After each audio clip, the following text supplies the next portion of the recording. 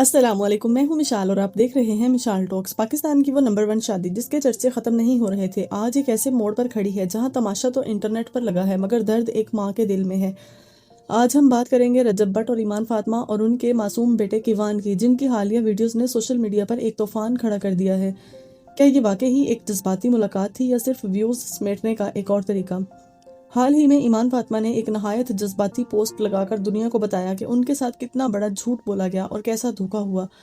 ईमान का कहना है कि रजब ने उनसे मरते दम तक वादा किया था कि वो किवान की तस्वीर या वीडियोस कभी भी किसी भी सोशल मीडिया प्लेटफॉर्म पर पब्लिक नहीं करेंगे।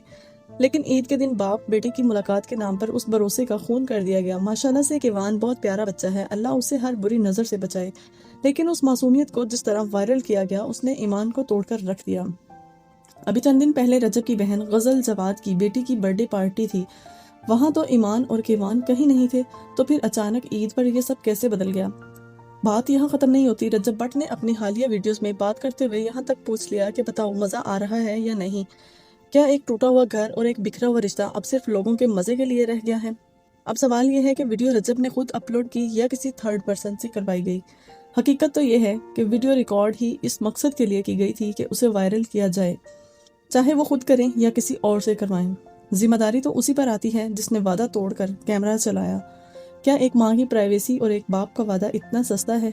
मेरा मकसद किसी की दिल आज़ारी करना नहीं, बल्कि ये सोचने पर मजबूर करना है कि हम किस तरफ जा रहे हैं।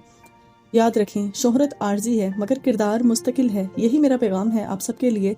रिश्ता टूटने से इंसान नहीं टूटता, लेकिन जब एतबार टूटता है तो इंसान अंदर से बिखर जाता है। किसी की मजबूरी को अपने कंटेंट का हिस्सा ना बनाएं।